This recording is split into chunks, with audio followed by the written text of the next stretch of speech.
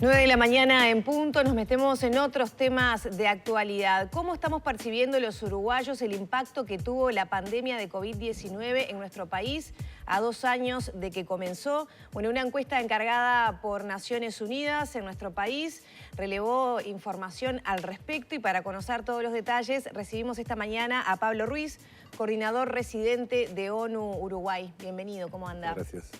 Bueno, ya algunos de los datos se conocieron en días anteriores. Puntualmente desde ONU, ¿les sorprendió algún dato en particular? Bueno, digamos que observamos con preocupación los datos de salud mental, ¿no? En el sentido en que siempre es uno de los temas menos estudiados o menos conocidos y para nosotros era importante entender esa dimensión en nuestras conversaciones con el gobierno, más allá de lo económico o el empleo, que tenemos más datos, que hay más información. Esa fue una dimensión donde los resultados nos preocuparon un poquito más. Ahora, el 62% dice de sentirse igual que feliz que previo a la pandemia. Lo que preocupa es ese 30% que han detectado en esa franja. Bueno, cuando hablamos de la encuesta es justamente para comparar cómo era antes de la pandemia y cómo estamos hoy. Y lo que vemos es que hay un porcentaje de la población que se ha recuperado, dependiendo de cómo lo queramos mirar, pues el 60, el 70%, un poquito más. Pero hay gente que se ha quedado atrás, ya sea de manera económica o de otra manera. Y evidentemente lo que todos podíamos predecir, que era un impacto muy grande en salud mental, en lo emocional, con todo el trauma y el dolor de la pandemia, pues estas cifras muestran que la percepción de los uruguayos en ese sentido pues, es complicada, ¿no? Un 30%, que incluso es casi un 40% para las personas mayores de 60 años. Ahí está, los mayores de 60 fueron el sector de la población más afectado en cuanto a salud mental en la pandemia. ¿Se pudieron estudiar las causas o qué provoca eso en ese sector de la población? En realidad el 40% es la gente que se declara estar menos feliz.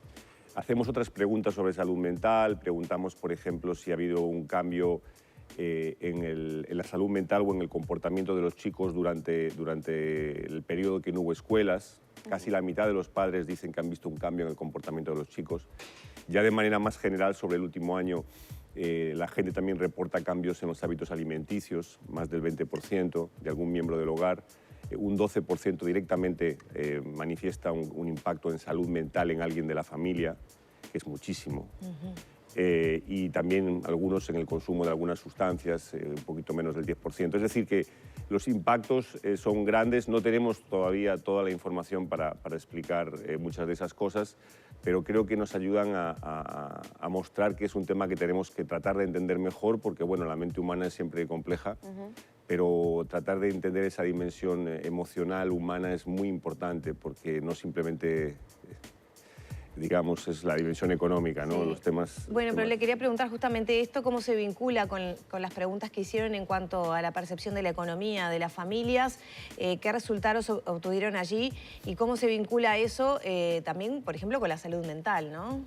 Bueno, son dos cosas diferentes, en el sentido en que no necesariamente los que van bien económicamente están No, pero bueno, en esa percepción de deterioro de la felicidad en general, después de la pandemia, el factor económico o sentirse con inseguridad alimentaria, que también lo relevaron, puede tener un rol, ¿no? No, particularmente yo diría, tenemos que investigar más, pero sobre la parte de inseguridad alimentaria sí hay un 12% de los uruguayos que declara que tuvo algunos problemas para procurarse alimentos a lo largo del último año. Algunos dicen que algunas veces, otros dicen que muchas veces incluso, ¿no? Entonces, ese porcentaje de ese 12% es un porcentaje, digamos, que vive una situación muy complicada. Es parecido al porcentaje de personas que declaran que su situación económica es mala o muy mala. Por tanto, hay grupos que se están quedando un poquito atrás en esa recuperación y que requieren probablemente políticas más focalizadas, ¿no? Ya el tema de salud mental es más complejo. Nosotros somos muy prudentes ahí porque hay muchos casos distintos dentro de eso. Entonces, sobre qué es lo que explica, digamos, ese cambio en salud mental, más allá de la pandemia, que es lo que responde la gente, ¿no? Que dice que la pandemia es la principal responsable, todavía queremos ser un poco prudentes en las interpretaciones. Ahora, Ruiz, teniendo en cuenta ese aspecto, ¿no? de la situación económica antes y después, qué pasó con la pandemia, las cuestiones de acceder a comidas todos los días, ¿cómo fue la encuesta? ¿A qué tipo de personas? ¿En qué barrios? ¿Cómo determinaron esos sectores? Bueno, la encuesta la hizo una firma que se llama Opción, que seguramente ustedes conocen, que es bastante conocida en Uruguay. Entrevistó a unas 1.200 personas y tiene representatividad a escala nacional. Es una encuesta que de alguna manera está pensada para que refleje la opinión de sectores los más uruguayos. vulnerables, Sí, diferentes medios, segmentos altos. económicos, diferentes edades, diferentes grupos étnicos, un equilibrio, digamos, hombre-mujer. Entonces, bueno, diferentes regiones también. Entonces, permite hacer análisis mucho más afinados. Y hay temas, por ejemplo, como la seguridad, donde se ve una gran diferencia entre la percepción de los hombres y las mujeres. En este tema que mencionabas de la inseguridad alimentaria, por ejemplo, la situación de los afros es más complicada. Entonces ya uno puede ir afinando el análisis y queremos seguirlo haciendo junto con otros datos, ¿no? Porque la percepción es una mirada, hay que tener también los datos, digamos, duros que ya existen y con esas diferentes perspectivas. Contraponerlos. Sí, contraponerlos y le va dando ¿Y una allí idea. coinciden en algo? No, coinciden en bastantes cosas. Por poner un ejemplo, en seguridad lo que vemos ahí es que hay un porcentaje relativamente grande, casi la mitad, que dicen que no han denunciado el delito del que fueron víctima o nunca o en algunas ocasiones. Es decir, hay una mitad de las personas que no han denunciado. Por tanto, cuando miramos las denuncias, estamos viendo solo una parte de la foto, ¿no? Entonces, pero bueno, ahí se puede ver con un poco más de datos Un el subregistro. subregistro que hay, claro, ¿no? Claro. Estas encuestas ayudan a ver cosas que ese tipo de datos no dan, ¿no? Entonces hay que ir mirando las dos cosas. Por ejemplo, cuando miramos cómo ve la gente la vacunación de los jóvenes, está muy bien. De hecho, en la encuesta se muestra que hay confianza en datos sanitarios, hay confianza en la vacunación, pero bueno, el dato más importante es si la gente se va a vacunar, de manera que si uno ve que la gente se está vacunando en proporciones grandes es mucho más importante que lo que diga una encuesta. Claro, claro.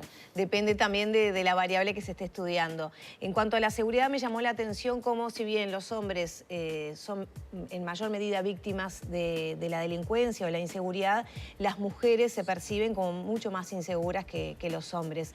¿Qué fue lo que investigaron allí?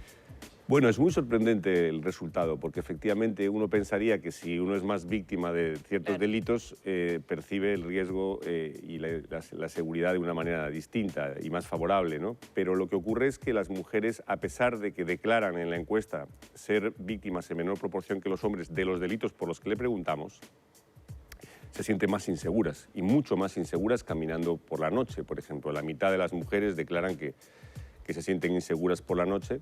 Son más las que declaran que se sienten inseguras que las que se sienten seguras. Y sin embargo, si uno mira a los hombres, pues uno diría que 3 de cada 4 se sienten seguros. Es decir, que es una foto muy diferente. Y ahí entran otras cosas, ¿no? Entra el acoso, entra el temor, entran otras variables que a lo mejor no son a veces incluso consideradas delitos, pero que hacen que las mujeres en la calle no se sientan seguras. Y es un tema que tenemos que seguir trabajando porque evidentemente eso es una forma de violencia también. Y la aspiración de todas las políticas públicas es que la gente se sienta tranquila, ¿no? Ya sea en el hogar, fuera del hogar, con algo que se llame delito o no, pero que uno pueda vivir tranquilo.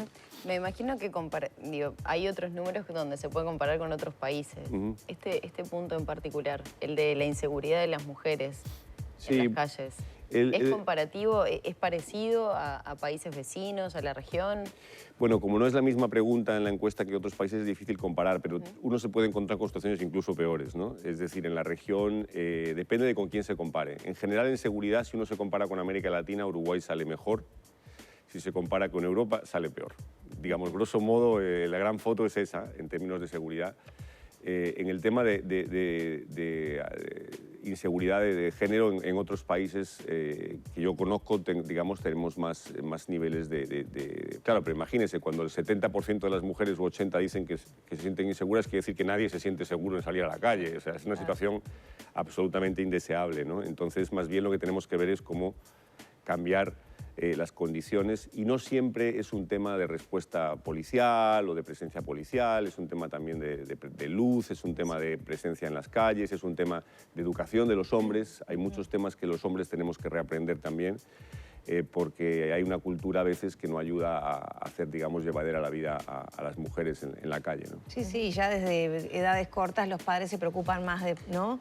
Cuídate, no salgas sola, te voy a buscar, que si tenés un hijo varón no son tantos los recaudos, ¿no? Me gustaría volver sobre el tema educativo porque la percepción de deterioro de la situación en general es más marcada en los hogares con niveles educativos y socioeconómicos más bajos.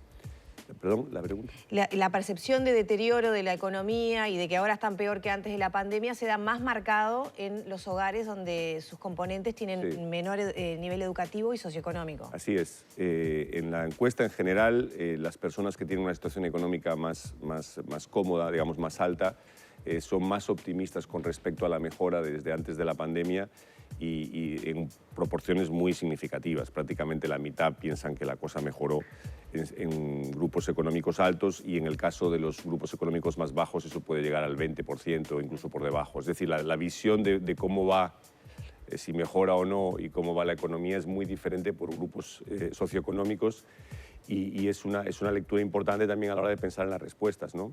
Pasa mucho en este tipo de procesos de recuperación, no solamente en Uruguay, que aunque el PIB se recupere, no necesariamente la gente que ha sufrido con la pandemia se sube al tren de la recuperación. Entonces hay grupos que se quedan atrás y cómo integrar esos grupos, cómo tener respuestas para poderlos sumar al proceso de desarrollo, que en Uruguay nosotros pensamos que es un país que está listo a pegar ese salto, pero para pegar ese salto no puede dejar grupos atrás y ese es el gran desafío y también estas cifras vienen para ayudar a dar esa mirada, que no se queden chicos atrás en la educación, que no se queden personas, digamos, con situaciones emocionales sin acompañamiento y que a nivel socioeconómico podamos integrar o alimentario, asegurarnos que nadie pase hambre en el país, por ejemplo. Entonces, esa es un poco la idea.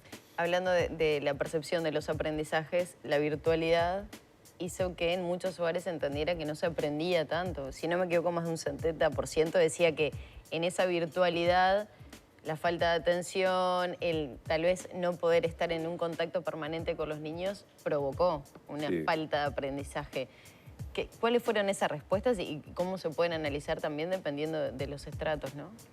Bueno, a mí como padre, cuando leí los resultados no me sorprendió, porque yo, aunque no fui entrevistado, creo que compartiría los resultados que se dieron y es que los padres perciben que la educación virtual no es igual que la presencial, por muchos motivos, ¿no? Entonces eso creo que es un dato muy fuerte en la encuesta y lo mismo, la gente reporta que cuando los hijos volvieron a la escuela, muchos de los problemas que, digamos, que mencionamos antes de cambios de comportamiento, de salud mental, etcétera, mejoraron. Es decir, la vuelta a las escuelas fue una gran noticia.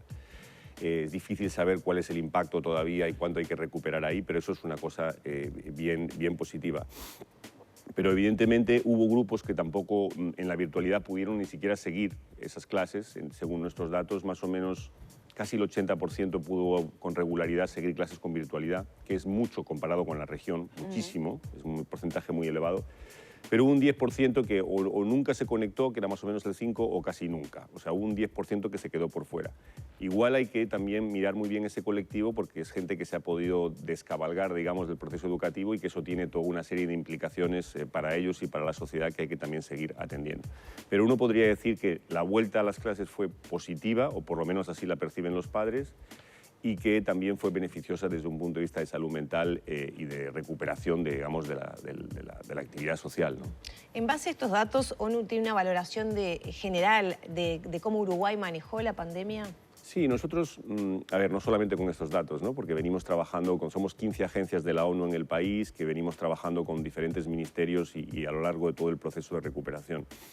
En general, la mirada que tenemos nosotros es que Uruguay es un país que ha manejado bastante bien la pandemia, sabiendo que era algo muy difícil de manejar, porque no teníamos suficiente información, porque la ciencia no tenía la claridad de cuál era la amenaza que estábamos enfrentando. Entonces, si nosotros miramos, por ejemplo, en las vacunas, fue un país que rápidamente consiguió vacunar a la mayor parte de su población. A nivel económico ha conseguido recuperar bastante. 3 de cada 4 personas declaran que están igual o mejor que antes de la pandemia. Y ha habido confianza social de la población pues, en las vacunas, en los datos sanitarios. Entonces, desde muchos puntos de vista consideramos que se han hecho bastante bien las cosas, pero sí pensamos que, uno, la recuperación implica esa mirada más integral y ese esfuerzo con algunos grupos, pero también es clave para el salto al desarrollo de Uruguay. O sea, no se puede salir en falso de este proceso, hay que salir, digamos, bien y hay que aprender las lecciones para que si se vuelve a dar otra pandemia, o lamentablemente no hemos totalmente terminado con esta pandemia tampoco, tengamos las lecciones aprendidas para poder responder mejor. Pero de grosso modo diríamos que Uruguay se considera un buen ejemplo y también, perdón que no lo mencioné, por la importancia de la ciencia, porque es un país donde hubo un grupo asesor, porque es un país... Quería preguntarte, ¿el hecho cómo venía Uruguay antes de la pandemia hizo que se pudiera enfrentar de esta manera? Sí, con capacitación en ciencia, con un plan Ceibal, tal vez con un sistema de salud ya fortalecido. Sin duda. Los países que han apostado más por lo público han tenido más herramientas para responder. Los países donde, por ejemplo, como los hay en la región, que están con un 50% de informalidad laboral, que no tienen un Estado que funcione de la misma manera, obviamente tenían muchas menos herramientas. Salieron a buscar a gente que estaba fuera del sistema. Yo creo que en ese sentido Uruguay ha tenido, el plan Ceibal es un gran ejemplo de cómo ha podido contribuir a, digamos, a mitigar el impacto de eso, el sistema de salud, obviamente, la confianza de la población, porque Uruguay logró niveles de vacunación superiores a muchos países desarrollados y eso es porque la gente tiene confianza porque está acostumbrada a trabajar con el sistema, va a vacunarse regularmente y eso no se improvisa, no es flor de un día, no se improvisa rápidamente y creo que en ese sentido Uruguay ha tenido algunas buenas bases, pero también ha sabido utilizarlas. Y bueno, esto no se ha terminado del todo, también tenemos las consecuencias del conflicto de Ucrania ahí delante, de manera que los retos están encima de la mesa y lo que estamos aprendiendo nos tiene que servir para el futuro. Sí, sin lugar a dudas, y esperemos que estos insumos sirvan para afinar la puntería, ¿no? en las políticas que más se precisan. Muchas gracias. Gracias a ustedes por la invitación. Cerramos por aquí entonces la entrevista y Maggie tiene algunos consejos. Sí.